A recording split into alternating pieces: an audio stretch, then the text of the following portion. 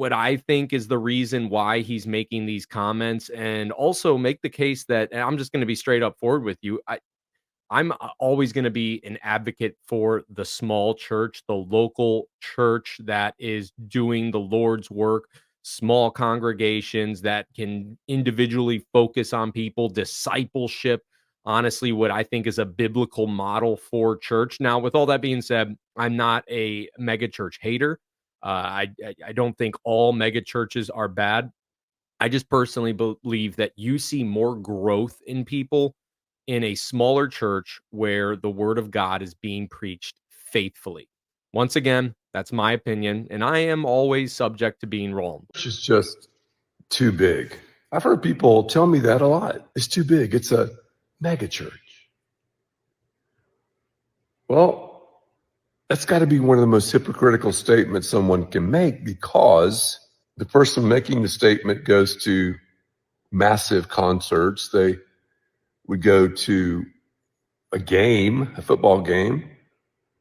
They would go to a massive mall, and they never really say that about those entities, but they always say the church is too big. Hey, if you think the church is too big, then you're not going to like heaven, because heaven is going to be a big place. If a church is around a lot of people, it should be big in the context of being big. Your church is just... Okay, so as you can see there, honestly, you could take takes a very condescending point of view when he's writing this. You could see it in his facial expressions. Not much concern of actually wanting to reach an understanding with people. Really, just wants to make a statement and talk about what he wants to talk about in there, which I think automatically turns people off that are anti-megachurch. So if his goal was to reach people, saying, hey, mega churches are a good thing, and he should have gone about it a much different way. So I think he's preaching to his own audience there, instead of actually trying to change the minds of people who are anti-mega church. And honestly, the justification that he gave, I think is garbage. It's straight up garbage. And you guys can let me know what you think about it in the comments. Let this conversation keep going. But, first off, he says, if you don't like mega churches, then you're a hypocrite. He doesn't really leave that open-ended. He makes a statement saying that you are a hypocrite. And then he cites the fact that you go to concerts, even though he doesn't know if you go to big giant concerts, that you go to football games. He doesn't know if you go to football games. I mean, I can tell you what, Ed Young, I have not gone to a big giant concert ever since I became a Christian. I have not gone to a big giant football game ever since I became a Christian. And even if I have, I don't understand your reasoning of why someone who is anti-megachurch and how that correlates within itself. So wrong on multiple levels, and then makes the statement that if you don't like mega churches, if you don't like big churches, then you're not going to like heaven because heaven is big. If you are comparing your church building and your assembly to heaven, I think there's a lot of things wrong with that, because churches are full of imperfect people who are trying to worship God. Heaven is going to be full of perfect people made perfect by Jesus Christ who are offering worship to God. Not a correlation there whatsoever. He's really, really reaching it. It's honestly sad. And where this goes back to why I believe Ed Young is making this statement, it all goes back to money. And you can pull up some news articles where it looked like some local news organizations from some years ago did some investigating on him and saw just how much of a honestly, what I would like to say is probably a hypocrite of him, of how he has a very rich lifestyle and things of that nature. And we can just go to a couple different articles here, right here. Pastor Ed Young, Fellowship Church Grapevine, is a very public persona, but News 8 learned some things about his private life that may not fly with some of his congregation, including his corporate jet. And it talks about how they're at one point was one of the fastest growing churches. It lost a little bit of people. And then it goes into basically just his lavish lifestyle, his private jet, his multi-million-dollar home. But it's talking about how he has a 10,000 square foot, $1.5 million estate, Not only that, if you go to this second article, it talks about his private jet that flies around back and forth to Miami and other various locations. Miami, by the way, he owns a condo there as well that's valued over $1 million. At least it was back in 2010, I believe, when this article was first written. And it just points to, obviously, Ed Young loves his lavish lifestyle. So, of course, he wants megachurches to be popular because that's going to feed into his paycheck. If you didn't know, a normal pastor of a normal size, I'll go ahead and say a normal attending congregation of about 200 is probably not making that much money. They're probably making enough money to put a roof over their head, feed their family, and live what I would like to say is, a somewhat comfortable life. By no means a lavish lifestyle, just comparing to pastors that I have known in congregations about that size. Now, obviously, Ed Young, he is not financially transparent at all when it comes to his lifestyle, at least when this article was written in 2010. And I've tried to look up some recent stuff on him to see if there was anything else. I didn't see anything. It just seems like the guy's making a lot of money off of his church. He's also known for being very loud and outlandish. Like he had a where he put like a bed or something like that on the roof of his church, and it was like the sex challenge or something dumb like that. If you go to the Bible and you look at the biblical model for a church, it looks like most churches probably took place in somebody's house. And most of the richer homes, because some people, we do see biblical evidence for maybe some people who had church in their house. Maybe some of them were a little bit more well off financially. And in that they can fit, I believe, like when they dug up Ephesus, it seemed like one of the bigger homes can fit maybe 100 people in it, if you're really stuffing them in there. But nevertheless, smaller church model is what you see of a local assembly. All you got to do is look at all the scandals that are popping up in megachurch after megachurch after megachurch to realize that they're running more like a business than they would a church. Now, don't get me wrong, smaller churches have their fair share of issues and scandals and things like that. It just flies under the radar because they're not as well known. But at the same time, you have so much more accountability inside of a smaller church, especially if you are elder led. By the way, I went to the website for Ed Young's church. No mention of elders there whatsoever. So it looks like he's kind of running the show all by himself. Because when you go to their leadership tab, all it has is a picture of him and his wife. And yes, sadly, he considers his wife to also be a pastor. Once again, not biblical. 1 Timothy chapter 2 makes that abundantly clear. But no sign of elders.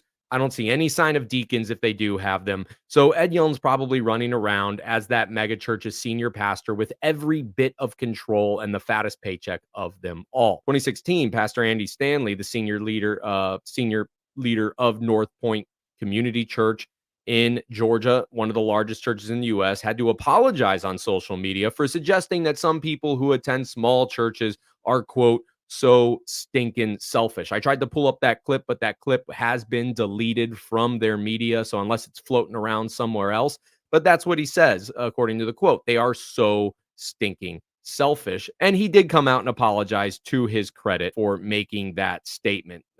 It never should have been made in the first place, but he was probably speaking from what he really believes. And then once he got the backlash, he went ahead and recanted his statement. Does he actually still feel that way? I have no idea.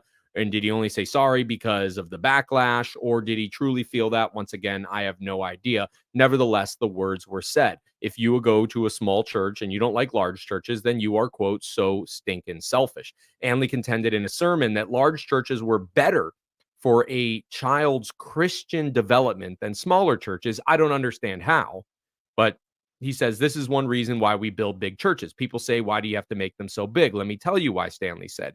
He said, we want churches to be large enough so there are enough middle schoolers and high schoolers that we don't have one youth group with middle school and high schoolers together. That's your reasoning? That's really your reasoning? When we want there to be so many adults that there will be so many middle school and high school kids that we can have two separate environments. Here's the other thing, and some of you may disagree with me on this. This is not a issue that, this isn't anything in the Bible. So we don't see a biblical model for children's church, for youth church, things of that nature, where you split your teenagers off from the parents on a Sunday sermon. I've always been of the mind that when church was going on back in the old days, their kids were probably sitting right there with them. We don't know. We don't have any evidence to say that, but it makes sense because what are you going to do? Just leave them at home? No, you're going to bring them with you. Why can't your teenager or your child or your elementary schooler or even, as long as they're not, I can understand if they're, kind of unruly and screaming all throughout the church service. But why can't they sit there and learn with you while you are at church? And that way, like my father, I would go to little children's Sunday school in the beginning, but then I would sit in church service with my mom, with my dad, and they would basically discuss with me what we talked about in that message and have a good family conversation about it. But if Andy Stanley's so worried about youth groups and that's his justification for why a church needs to be large, I think that's a garbage justification. It says Stanley criticized some adults who prefer to go to a congregation that only has a couple hundred members as, quote, selfish. When I hear adults say, well, I don't like a big church, I like about 200. I want it 200. I like about 200. I want to be able to know everybody. I say, you are so stinking selfish.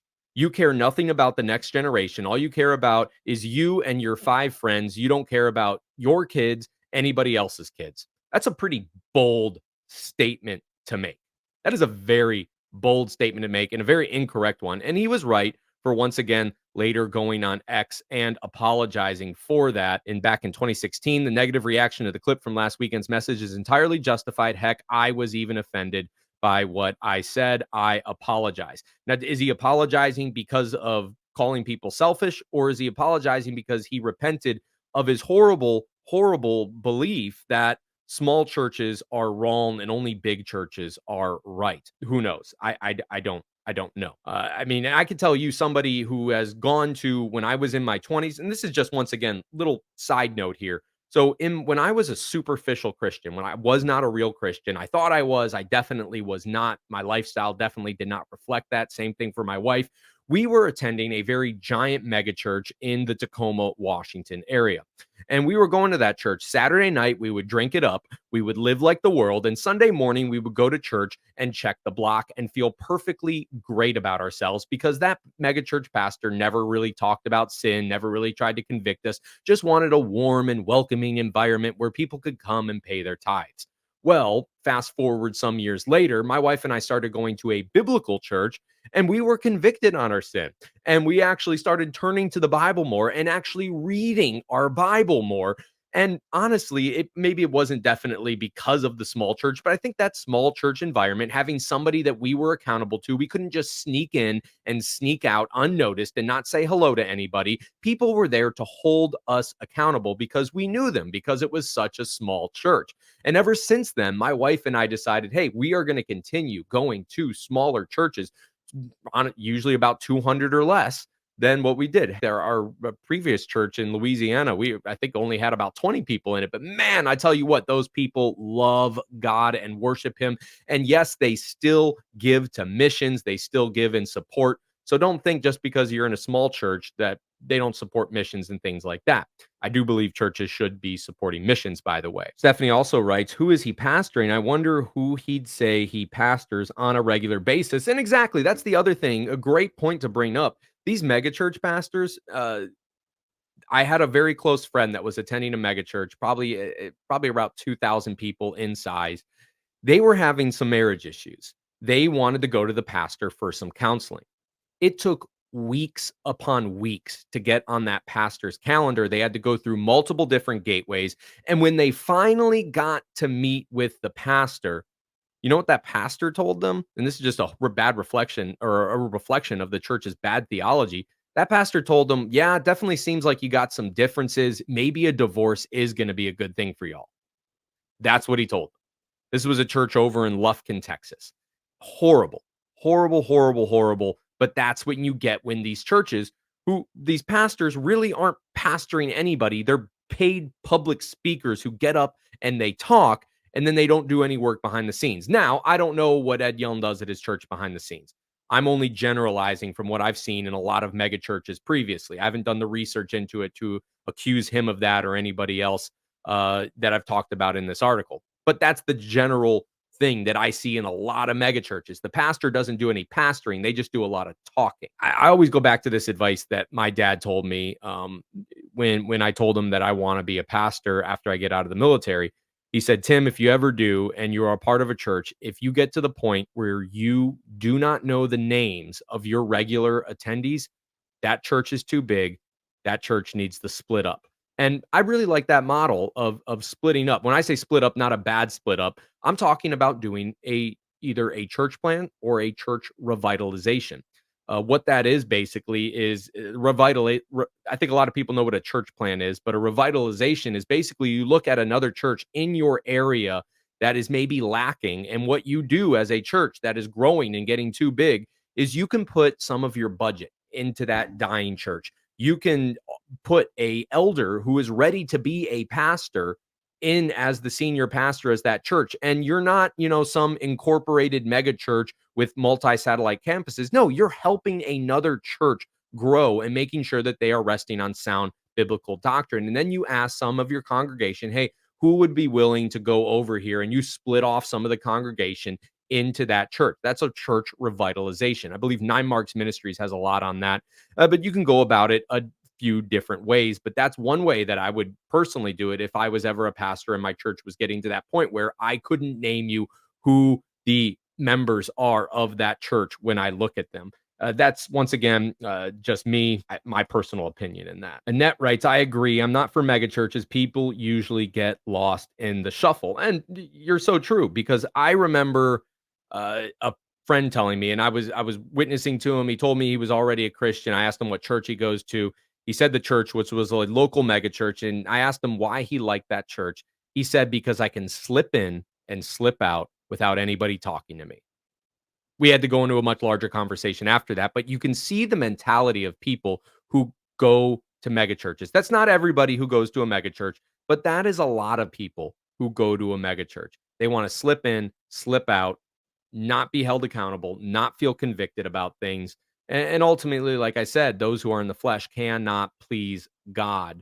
You're not going to be offering worship to God that way. Elaine writes, they don't even know who their flock is. And that's really, one of the key points. Angie writes, I want to know who that is across the room. And yeah, I agree with you. I love the fact that if I don't show up to church for maybe 2 weeks, like in the job that I'm getting ready to leave out, I would have to go away for 2-3 weeks and travel, across the world. And in that, I would have people reach out to me and be like, "Hey, brother, just checking in on you, making sure everything's okay. We're taking care of Giselle for you, things of that nature." My wife, I love that. In a mega church, are you going to get that? Maybe if you're really, really active and a part of a small group, but in a smaller church, you're definitely going to get that because people actually care for you. I feel like. But anyways, all right. With all that being said, I love y'all, and I will talk to y'all later on the next one. Stay biblical and keep the conversation going. I really do appreciate all you on here, and I will talk to you later. See you on the next one.